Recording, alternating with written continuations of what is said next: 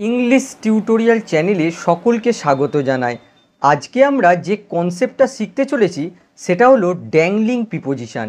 এই কনসেপ্টটা অ্যাকচুয়ালি এসেছে ল্যাটিন গ্রামারের রুল থেকে, যেটা ইংরেজি ভাষায় অন্তর্ভুক্ত করা হয়েছে।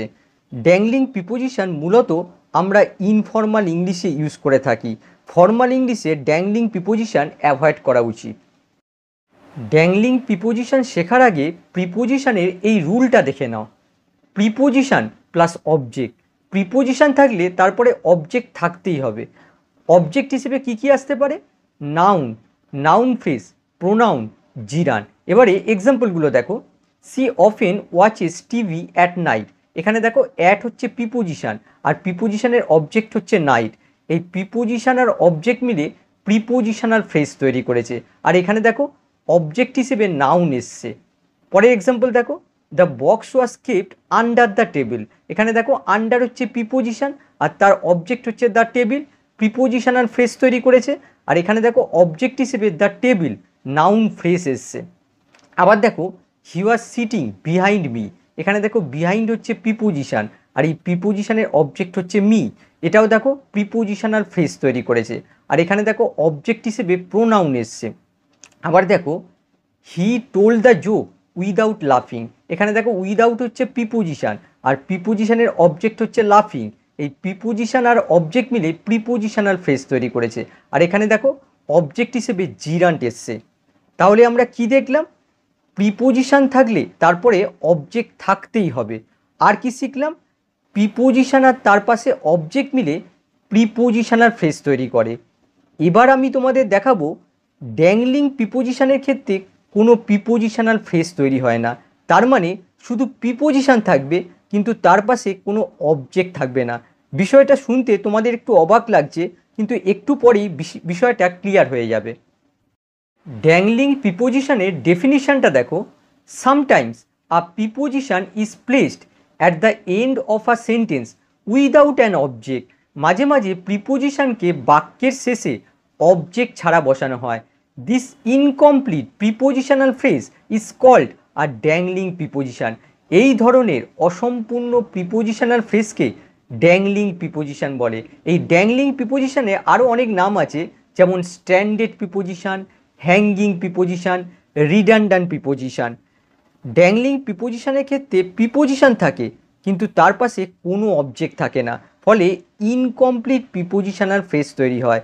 অবজেক্টের অভাবে প্রিপোজিশনটা ঝুলন্ত অবস্থায় থাকে, তার জন্য এর নাম ড্যাংলিং প্রিপোজিশন।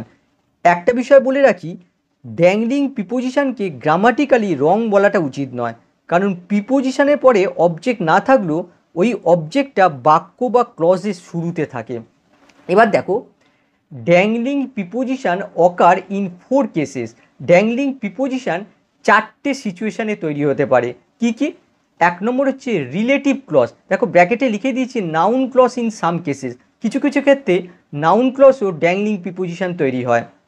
তারপরে দেখো interrogative questions beginning with WH word, অর্থাৎ WH ওয়ার্ড দিয়ে শুরু হওয়া ইন্টারোগেটিভ কোশ্চেনেও এই ড্যাংলিং প্রিপোজিশন লক্ষ্য করা যায়। প্যাসিভ স্ট্রাকচার, প্যাসিভ স্ট্রাকচারের ক্ষেত্রেও অনেক সময় ড্যাংলিং প্রিপোজিশন তৈরি হয়। আর একটা দেখো ইনফিনিটিভ ফ্রেজ। ইনফিনিটিভ ফ্রেজের ক্ষেত্রেও অনেক সময় এই ড্যাংলিং প্রিপোজিশন তৈরি হতে পারে। এই 4 ধরনের সিচুয়েশানে ড্যাংলিং প্রিপোজিশন তৈরি হয়। প্রথমে আমরা দেখব রিলেটিভ ক্লজের শেষে কিভাবে ড্যাংলিং প্রিপোজিশন তৈরি হয়। তিনি সেই শিক্ষক যার সাথে আমি কথা বলতে চাই। She is the teacher that I would like to talk to. এখানে দেখো সি ইজ দ্য টিচার, এটা হচ্ছে মেন ক্লজ, আর that I would like to talk to এটা হচ্ছে রিলেটিভ ক্লজ। আর দেখো রিলেটিভ ক্লজের শেষে টু প্রিপোজিশন বসেছে। আমরা জানি যে প্রিপোজিশন থাকলে তারপরে অবজেক্ট থাকবে, কিন্তু দেখো টু এর পরে কোনো অবজেক্ট নেই। এই ধরনের প্রিপোজিশনকে ড্যাংলিং প্রিপোজিশন বলে। তাহলে এর অবজেক্টটা কোথায় গেল? দেখো I would like to talk to, আমি কথা বলতে চাই। কার সাথে কথা বলতে চাই? এই টিচারের সাথে। এখানে দেখো টক টু এটা হচ্ছে প্রিপোজিশনাল ভার্ব, আর প্রিপোজিশনাল ভার্ব সাধারণত ট্রানজিটিভ ভার্ব হয় যার অবজেক্ট থাকে। আমি কথা বলতে চাই কার সাথে? টিচারের সাথে। এই টক টু ভার্বের অবজেক্ট হচ্ছে এই দ্যাট রিলেটিভ প্রোনাউন। এখানে দ্যাট বলতে এই টিচারকে বোঝাচ্ছে। আবার দেখো এই দ্যাটটা আমরা মাঝে মাঝে অমিট করে দিতে পারি, সেক্ষেত্রে কিন্তু এই টক টু ভার্বের অবজেক্ট হয়ে যাবে এই টিচার। আবার এই দ্যাটের পরিবর্তে তোমরা যদি হুম ইউজ করতে চাও তাহলে কিন্তু এই প্রিপোজিশনটা এই হুমের আগে চলে যাবে। যেমন এই বাক্যটা দেখো, she is the teacher to whom I would like to talk. এখানে দেখো প্রিপোজিশনটা এই হুমের আগে চলে গেল। এই ধরনের স্টাইল আমরা ফর্মাল ইংলিশে ব্যবহার করি। এখানে দেখো কোনো ড্যাংলিং প্রিপোজিশন তৈরি হয়নি, কারণ দেখো টু প্রিপোজিশনের অবজেক্ট এখানে হুম, এখানে প্রিপোজিশনাল ফ্রেজ তৈরি হয়েছে, কিন্তু এখানে দেখো কোনো প্রিপোজিশনাল ফ্রেজ তৈরি হয়নি। প্রিপোজিশনাল ফ্রেজটা এখানে ইনকমপ্লিট রয়েছে, এখানে ড্যাংলিং প্রিপোজিশন তৈরি হয়েছে। পরেরটা দেখো, এই সেই বই যেটা আমি খুঁজছিলাম। This is the book that I was searching for. এখানে দেখো আই ওয়াজ সার্চিং ফর, আমি খুঁজছিলাম। কি খুঁজছিলাম? দেখো এই কি এর উত্তর আসছে এই বইটা। তার মানে দেখো এখানে সার্চ ফর এটা হচ্ছে প্রিপোজিশনাল ভার্ব, আর এই ভার্বের অবজেক্ট হচ্ছে এই দ্যাট রিলেটিভ প্রোনাউন। একটা বিষয় বলে রাখি, এখানে যদি তোমরা এই দ্যাট রিলেটিভ প্রোনাউনটাকে অমিট করো তাহলে ওই ফর প্রিপোজিশন শেষে বসবে, আবার যদি দ্যাটটা রেখে দাও তাহলেও কিন্তু এই ফর প্রিপোজিশন শেষে বসবে। আবার যেহেতু এখানে বুক হচ্ছে অবজেক্ট, তার জন্য এই দ্যাটের পরিবর্তে তোমরা হুইচও ইউজ করতে পারো, সেক্ষেত্রে কিন্তু এই ফর প্রিপোজিশন এই হুইচের আগে চলে যাবে। এই বাক্যটা দেখো, this is the book for which I was searching. এখানে দেখো ফর প্রিপোজিশনটা হুইচের আগে বসেছে, এক্ষেত্রে দেখো ড্যাংলিং প্রিপোজিশন তৈরি হয়েছে, কিন্তু এখানে দেখো কোনো ড্যাংলিং প্রিপোজিশন তৈরি হয়নি। এখানে দেখো ফর প্রিপোজিশনের অবজেক্ট হচ্ছে এই হুইচ। 3 নম্বর দেখো, এই সেই সিনেমা যার বিষয়ে আমি তোমাকে বলেছিলাম। This is the movie that I told you about. এখানে দেখো আই টোল্ড ইউ, আমি তোমাকে বলেছিলাম। কি বিষয় বলেছিলাম? দেখো এই কি এর উত্তর আসছে এই মুভি। তার মানে দেখো এই অ্যাবাউট প্রিপোজিশনের অবজেক্ট হচ্ছে এই দ্যাট রিলেটিভ প্রোনাউন। যদি তোমরা এই দ্যাট রিলেটিভ প্রোনাউনটাকে বাদ দিয়ে দাও তাহলে এই অ্যাবাউট প্রিপোজিশনের অবজেক্ট হয়ে যাবে এই মুভি। আবার দেখো এই দ্যাটের পরিবর্তে তোমরা হুইচও ইউজ করতে পারো, সেক্ষেত্রে অ্যাবাউট প্রিপোজিশন হুইচের আগে যাবে। দেখো এই বাক্যটা দেখো, this is the movie about which I told you. 4 নম্বর দেখো, আমি এমন কাউকে চাই যার উপর আমি নির্ভর করতে পারি। I want someone that I can depend on. এখানে দেখো আই ক্যান ডিপেন্ড অন, আমি নির্ভর করতে পারি। কার উপর নির্ভর করতে পারি? দেখো তার উত্তর আসছে সামওয়ান। তার মানে দেখো এই ডিপেন্ড অন এটা হচ্ছে প্রিপোজিশনাল ভার্ব, যার অবজেক্ট হচ্ছে এই দ্যাট রিলেটিভ প্রোনাউন।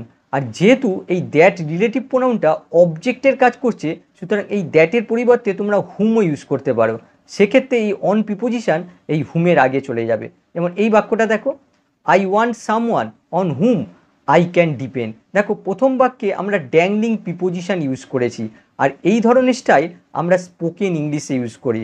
আর দ্বিতীয় বাক্যে এই ধরনের স্টাইল আমরা রিটেন ইংলিশে ইউজ করে থাকি। 5 নম্বর দেখো, আমার জীবনে এমন অনেক কিছু আছে যার জন্য আমি কৃতজ্ঞ।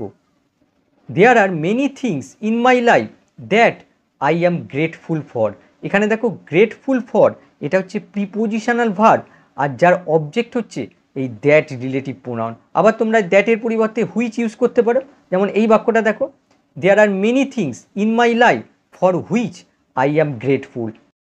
আবার দেখো, আমি জানি না আমি কিসের জন্য ক্ষুধার্ত। I don't know what I am hungry for. I don't know, আমি জানি না, কি জানি না। দেখো কি এর উত্তর আসছে what I am hungry for. তার মানে দেখো এই অংশটুকু হচ্ছে নাউন ক্লজ, এই নো ভার্বের অবজেক্ট হিসেবে ইউজ হয়েছে। আবার দেখো এই নাউন ক্লজের শেষে ফর ড্যাংলিং প্রিপোজিশন তৈরি করেছে। এই হাংরি ফর এটা হচ্ছে প্রিপোজিশনাল ভার্ব, আর যার অবজেক্ট হচ্ছে এই হোয়াট। এবার পরেরটা দেখো, এমন ছিল পরিস্থিতি যা আমি কখনো ভাবিনি। Such was the situation that I had not thought of. একইভাবে দেখো থট অফ এটা হচ্ছে প্রিপোজিশনাল ভার্ব, যার অবজেক্ট হচ্ছে এই দ্যাট রিলেটিভ প্রোনাউন। যদি তোমরা এই দ্যাট রিলেটিভ প্রোনাউনটাকে অমিট করো তাহলে এই ভার্বের অবজেক্ট হয়ে যাবে এই সিচুয়েশান। আরও দুটো এক্সাম্পল দেখো, অনেক সমস্যা আছে যেগুলোর সাথে আমি মোকাবিলা করছি। There are lot of problems that I am dealing with. এখানে দেখো ডিল উইথ এটা হচ্ছে প্রিপোজিশনাল ভার্ব, যার অবজেক্ট হচ্ছে এই দ্যাট রিলেটিভ প্রোনাউন। আবার দেখো এটাই ছিল সুযোগ যার জন্য সে অপেক্ষা করছিল। This was the opportunity that he had been waiting for. দেখো ওয়েট ফর এটা হচ্ছে প্রিপোজিশনাল ভার্ব, যার অবজেক্ট হচ্ছে এই দ্যাট রিলেটিভ প্রোনাউন। প্রত্যেক ক্ষেত্রেই দেখতে পাচ্ছ ড্যাংলিং প্রিপোজিশন তৈরি হয়েছে। এবার দেখো interrogative questions beginning with WH words. WH word দিয়ে শুরু হওয়া ইন্টারোগেটিভ কোয়েশ্চেনের শেষে অনেক সময় প্রিপোজিশনকে বসতে দেখা যায়। এক্সাম্পল দেখো, আপনি কোন গানে আগ্রহী? Which song are you interested in? এখানে দেখো ইউ আর ইন্টারেস্টেড, তুমি আগ্রহী, কিসে আগ্রহী? দেখো ইন্টারেস্টেডের সঙ্গে অ্যাপ্রোপ্রিয়েট প্রিপোজিশন ইন বসে, আর এই ইন প্রিপোজিশনের অবজেক্ট হচ্ছে এই হুইচ সং। তোমরা যদি এই বাক্যটাকে ফর্মালি ইউজ করতে চাও তাহলে এই ইন প্রিপোজিশনটা এই হুইচের আগে আনতে হবে। বাক্যটা হয়ে যাবে in which song are you interested. প্রথম স্টাইলটা আমরা স্পোকেন ইংলিশে ইউজ করে থাকি, আর দ্বিতীয় স্টাইলটা আমরা রিটেন ইংলিশে ইউজ করে থাকি। আবার দেখো সে কোথা থেকে এসেছে? Where has she come from? এখানে দেখো সি হ্যাজ কাম, সে এসেছে, কোথা থেকে এসেছে? স্পষ্টত দেখো এই ফর্ম প্রিপোজিশনের অবজেক্ট হচ্ছে এই হোয়ার। আবার তোমরা এই ফর্ম প্রিপোজিশনটাকে এই হোয়ারের আগেও রাখতে পারো, এইভাবে লিখতে পারো ফ্রম হোয়ার হ্যাজ সি কাম। প্রথম বাক্যে দেখো এই প্রিপোজিশনটা ড্যাংলিং হয়েছে, কিন্তু দ্বিতীয় বাক্যে দেখো কোনো ড্যাংলিং প্রিপোজিশন তৈরি হয়নি, এখানে ফর্ম প্রিপোজিশনের অবজেক্ট হচ্ছে হোয়ার। পরেরটা দেখো, আপনি কি বিষয়ে কথা বলছেন? What are you talking about? You are talking about what? দেখো পরিষ্কার বোঝা যাচ্ছে যে অ্যাবাউট প্রিপোজিশনের অবজেক্ট হচ্ছে হোয়াট। আবার তোমরা এই অ্যাবাউট প্রিপোজিশনটা এই হোয়াটের আগে নিয়ে গিয়ে ফর্মালি ইউজ করতে পারো, এইভাবে লিখতে পারো about what you are talking. একইভাবে এই বাক্যটা দেখো, তুমি কার জন্য অপেক্ষা করছো? What are you waiting for? এখানে দেখো you are waiting for what, দেখো এই ফর প্রিপোজিশনের অবজেক্ট হচ্ছে ওই হোয়াট। আবার তোমরা এই ফরটাকে হোয়াটের আগে রাখতে পারো, এভাবে লিখতে পারো for what are you waiting. 5 নম্বর দেখো, কিসের ওপর তুমি বসে আছো? What are you sitting on? আমরা যদি এই অন প্রিপোজিশনটা ব্যবহার না করতাম তাহলে এই সিট ভার্বের অবজেক্ট হয়ে যেত দেখো what. You are sitting what, দেখো বাক্যটার কোনো অর্থ দাঁড়াচ্ছে না। সিট হচ্ছে ইনট্রানজিটিভ ভার্ব, যার জন্য তারপরে প্রিপোজিশন বসাতেই হবে, তার জন্য দেখো এখানে অনটা বসানো হয়েছে, আর এই প্রিপোজিশনের অবজেক্ট হচ্ছে এই হোয়াট। আবার তোমরা এই অন প্রিপোজিশনটা এই হোয়াটের আগেও রাখতে পারো, এভাবে লিখতে পারো on what are you sitting. 6 নম্বর দেখো, কার সাথে সে বাইরে যাচ্ছে? Who is he going out with? এখানে দেখো এই উইথ প্রিপোজিশনের অবজেক্ট হচ্ছে হু। আবার যদি তোমরা এই উইথ প্রিপোজিশনটাকে এই হুয়ের আগে নিয়ে যেতে চাও তাহলে এই হুটা হুম হয়ে যাবে। এই বাক্যটা দেখো with hmm is he going out, এই হুয়েরই অবজেক্টিভ ফর্ম হয় হুম। যেহেতু এখানে উইথ প্রিপোজিশনের অবজেক্ট হিসেবে ইউজ হয়েছে তার জন্য দেখো এর অবজেক্টিভ ফর্ম ইউজ করা হয়েছে হুম। 7 নম্বর দেখো, তোমরা কি দিয়ে লিখছো? What are you writing with? আমরা জানি যে রাইট হচ্ছে ট্রানজিটিভ ভার্ব, আর ট্রানজিটিভ ভার্ব সবসময় অবজেক্ট নেয়, কিন্তু এখানে দেখো এখানে রাইট ইনট্রানজিটিভ ভার্ব হিসেবে ইউজ হয়েছে। যদি এটা ট্রানজিটিভ ভার্ব হতো তাহলে দেখো তার পাশে কোনো প্রিপোজিশন থাকতো না, আর এই ট্রানজিটিভ ভার্বের অবজেক্ট হয়ে যেত হোয়াট। সেক্ষেত্রে অর্থ দাঁড়াতো তোমরা কি লিখছো, কিন্তু দেখো এখানে বলা হয়েছে তোমরা কি দিয়ে লিখছো, তার জন্য দেখো এই রাইটের পাশে উইথ প্রিপোজিশন রাখা হয়েছে। রাইট এখানে ইনট্রানজিটিভ ভার্ব হিসেবে ইউজ হয়েছে, আর এই উইথ প্রিপোজিশনের অবজেক্ট হচ্ছে এই হোয়াট। পরে বাক্য দেখো, তুমি কি দেখছো? What are you looking at? দেখো লুক অ্যাট হচ্ছে প্রিপোজিশনাল ভার্ব, আর প্রিপোজিশনাল ভার্ব ভার্ব আর প্রিপোজিশন নিয়ে গঠিত হয়, আর এই প্রিপোজিশনের অবজেক্ট হচ্ছে এই হোয়াট। এবার আমরা দেখব প্যাসিভ স্ট্রাকচার। প্যাসিভ স্ট্রাকচারের শেষে আমরা প্রিপোজিশন দেখি মূলত ফ্রেজাল ভার্ব আর প্রিপোজিশনাল ভার্বের জন্য। এক্সাম্পল দেখো, ম্যাচটা বাতিল হয়েছিল, the match was called off. এখানে দেখো এই কল অফ হচ্ছে ফ্রেজাল ভার্ব, আর এই ফ্রেজাল ভার্বের অবজেক্ট হচ্ছে ম্যাচ। যেহেতু আমরা জানি যে ভয়েস চেঞ্জের ক্ষেত্রে এই অবজেক্টটাই সাবজেক্ট রূপে চলে যায়, তার জন্য দেখো এই ফ্রেজাল ভার্বের অবজেক্ট হচ্ছে এই ম্যাচ। এই বাক্যটাকে আমরা যদি অ্যাক্টিভ ফর্মে করার চেষ্টা করি তাহলে আমরা এভাবে লিখতে পারি the umpire called off the match. সেক্ষেত্রে দেখো কল অফের পরে ম্যাচটা চলে গেল। 2 নম্বর দেখো, অন্ধ ছেলেটিকে নিয়ে হাসাহাসি করা হচ্ছে, the blind boy is being laughed at. এখানে দেখো এই লাফ অ্যাট হচ্ছে প্রিপোজিশনাল ভার্ব, আর এই প্রিপোজিশনাল ভার্বের অবজেক্ট হচ্ছে এই দ্য ব্লাইন্ড বয়। আমরা যদি এই বাক্যটাকে অ্যাক্টিভ ফর্মে করার চেষ্টা করি তাহলে আমরা এভাবে লিখতে পারি, সাম বয়েজ আর লাফিং অ্যাট দ্য ব্লাইন্ড বয়। আরও কিছু এক্সাম্পল দেখো, এই খরচগুলির এখনও কারণ দেখানো হয়নি। This expenses still have not been accounted for. এখানে দেখো অ্যাকাউন্টেড ফর এটা হচ্ছে ফ্রেজাল ভার্ব, আর যার অবজেক্ট হচ্ছে এই এক্সপেন্সেস। পরেরটা দেখো, সমস্যাটি মোকাবিলা করা হচ্ছে। The problem is being dealt with. দেখো ডিল উইথ যার অর্থ হচ্ছে মোকাবিলা করা, এটা হচ্ছে ফ্রেজাল ভার্ব, যার অবজেক্ট হচ্ছে এই প্রবলেম। পরেরটা দেখো, শিশুটাকে দেখাশোনা করা হচ্ছে। The child is being cared for অথবা লুকড আফটার অথবা টেকেন কেয়ার অফ। এই তিনটেরই অর্থ হচ্ছে দেখাশোনা করা। এদের মধ্যে এই কেয়ার ফর এটা হচ্ছে প্রিপোজিশনাল ভার্ব, লুক আফটার এটা হচ্ছে ফ্রেজাল ভার্ব, আর টেক কেয়ার অফ এটা হচ্ছে ফ্রেজাল ভার্ব। এদের দেখো অবজেক্ট হচ্ছে এই চাইল্ড। তাহলে দেখতে পাচ্ছ যে প্যাসিভ স্ট্রাকচারগুলোতে মূলত ফ্রেজাল ভার্ব আর প্রিপোজিশনাল ভার্ব থাকার জন্যই তারপরে দেখো প্রিপোজিশন আসছে। এবার দেখো ইনফিনিটিভ ফ্রেজ। ইনফিনিটিভের শেষেও আমরা কিছু কিছু সময় প্রিপোজিশনের ব্যবহার দেখি। এক্সাম্পল দেখো, আমার একটা বসার জন্য চেয়ার চাই। I want a chair to sit on. এখানে দেখো এই আন্ডারলাইন অংশটা হচ্ছে ইনফিনিটিভ ফ্রেজ, আর দেখো ইনফিনিটিভের শেষে অন প্রিপোজিশন রয়েছে, আর এই প্রিপোজিশনের অবজেক্ট হচ্ছে এই চেয়ার। এবার একটা বিষয় দেখো, ইনফিনিটিভের শেষে কোন প্রিপোজিশন বসবে এই নিয়ে আমরা কনফিউজড হই। তবে তোমরা যদি একটা ট্রিক ফলো করতে পারো তাহলে এই কনফিউশন একদমই থাকবে না। এখানে দেখো, এখানে যে ইনফিনিটিভটা রয়েছে টু সিট, এই টু সিটটা এই অবজেক্টের আগে বসিয়ে দাও। দেখো ব্র্যাকেটে লিখে দিয়েছি টু সিট আ চেয়ার। দেখো বাক্যটার কোনো অর্থ দাঁড়াচ্ছে না। সিট হচ্ছে ইনট্রানজিটিভ ভার্ব, আর ইনট্রানজিটিভ ভার্বের কোনো অবজেক্ট থাকে না। এখানে দেখো অবজেক্ট চলে এসছে, তার মানে এই মাঝখানে কোনো প্রিপোজিশন যোগ করতে হবে।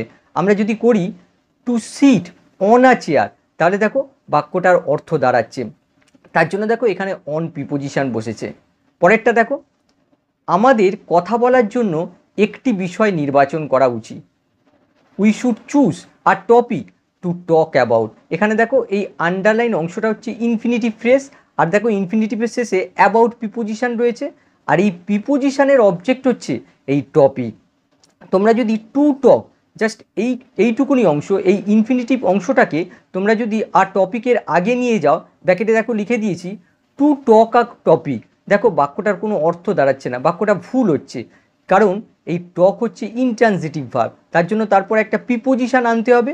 যদি আমরা লিখি to talk about a topic, তাহলে কিন্তু বাক্যটার অর্থ দাঁড়াচ্ছে, বাক্যটা অ্যাপ্রোপ্রিয়েট হচ্ছে, তার জন্য দেখো এখানে অ্যাবাউট বসেছে।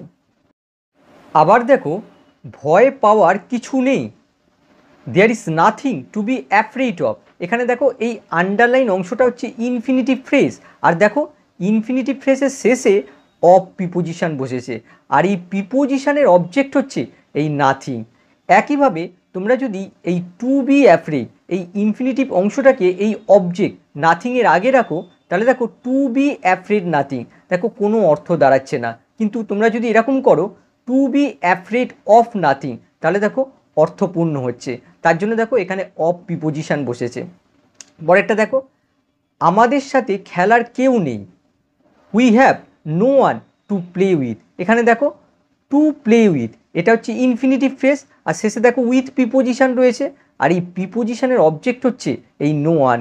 আমরা যদি এই টু প্লে এই ইনফিনিটিভ অংশটাকে এই নো ওয়ানের আগে রাখি, তাহলে দেখো টু প্লে নো ওয়ান, কোনো অর্থ দাঁড়াচ্ছে না। কিন্তু আমরা যদি করি to play with no one, তাহলে দেখো অর্থপূর্ণ হচ্ছে, তার জন্য দেখো এখানে উইথ বসেছে। 5 নম্বর দেখো, আমার লেখার জন্য কোনো কাগজ নেই। I have no paper to write on. এখানে দেখো এই আন্ডারলাইন অংশটা হচ্ছে ইনফিনিটিভ ফ্রেজ, আর শেষে দেখো অন প্রিপোজিশন বসেছে, আর এই প্রিপোজিশনের অবজেক্ট হচ্ছে এই পেপার। আমরা যদি এই টু রাইট এই ইনফিনিটিভ অংশটাকে এই পেপারের আগে রাখি, তাহলে দেখো টু রাইট আ পেপার, কোনো অর্থ দাঁড়াচ্ছে না। আমরা পেপারকে লিখি না, আমরা পেপারের ওপরে লিখি, তার মানে কি হবে to write on a paper, তার জন্য দেখো এখানে অন প্রিপোজিশন বসেছে। এবার পরেরটা দেখো, আঁকার জন্য এটা আমার প্রিয় colour pencil. This is my favourite colour pencil to draw with. দেখো এই আন্ডারলাইন অংশটা হচ্ছে ইনফিনিটিভ ফ্রেজ, আর দেখো শেষে রয়েছে উইথ, আর এই উইথের অবজেক্ট হচ্ছে এই কালার পেন্সিল। আমরা যদি টু ড্র এই ইনফিনিটিভ অংশটাকে এই কালার পেন্সিলের আগে রাখি, তাহলে দেখো হচ্ছে টু ড্র আ কালার পেন্সিল। আমরা কালার পেন্সিলকে আঁকি না, আমরা কালার পেন্সিল দিয়ে আঁকি, তার জন্য হবে two draw with a colour pencil. তার জন্য দেখো এখানে উইথ প্রিপোজিশন বসেছে। বাক্যের শেষে ইনফিনিটিভ থাকলেই যে তারপরে প্রিপোজিশন আসবে এমন কোনো মানে নেই। যেমন এই বাক্যটা দেখো, পড়ার জন্য আমার একটা বই প্রয়োজন। I need a book to read. এখানে দেখো টু রিড হচ্ছে ইনফিনিটিভ, আর এই রিড ভার্বের অবজেক্ট হচ্ছে বুক। আমরা যদি এই ইনফিনিটিভ টু রিড অংশটাকে আ বুকের আগে নিয়ে যাই, তাহলে দেখো হয়ে যাচ্ছে টু রিড আ বুক। দেখো অর্থপূর্ণ হচ্ছে। রিড হচ্ছে ট্রানজিটিভ ভার্ব, যার অবজেক্ট হচ্ছে বুক, এটা অর্থপূর্ণ হচ্ছে, এখানে কোনো প্রিপোজিশন লাগবে না। এটা যদি ইনট্রানজিটিভ ভার্ব হতো তাহলে কিন্তু তারপরে প্রিপোজিশন আসতো, কিন্তু এটা ট্রানজিটিভ ভার্ব, যার জন্য কোনো প্রিপোজিশন আসবে না। পরেরটা দেখো, আমার কেনার কিছু নেই। I have nothing to buy. এখানে দেখো টু বাই হচ্ছে ইনফিনিটিভ, আর এই বাইয়ের অবজেক্ট হচ্ছে নাথিং। আমরা যদি টু বাই এই অংশটাকে নাথিংয়ের আগে নিয়ে যাই, তাহলে দেখো টু বাই নাথিং, দেখো অর্থপূর্ণ হচ্ছে, তার জন্য দেখো কোনো প্রিপোজিশন আসেনি। এই চারটে সিচুয়েশান ছাড়াও কিছু কিছু বাক্যের শেষে প্রিপোজিশন দেখতে পাও। যেমন এই বাক্যগুলো দেখো, প্লিজ কাম ইন, অনুগ্রহ করে ভিতরে আসুন। I could not come before, আমি আগে আসতে পারিনি। রেজ ইওর হ্যান্ডস আপ, হাত ওপরে তোলো। কিন্তু মনে রাখতে হবে এগুলোর কোনোটাই প্রিপোজিশন নয়, এগুলো আসলে অ্যাডভার্ব, ভার্বকে মডিফাই করছে। এগুলোকে বলা হয় অ্যাডভার্বিয়াল পার্টিকল। আশা করি ড্যাংলিং প্রিপোজিশন বিষয়টা তোমাদের ক্লিয়ার করতে পেরেছি। আবার নেক্সট ক্লাসে দেখা হবে। বাই।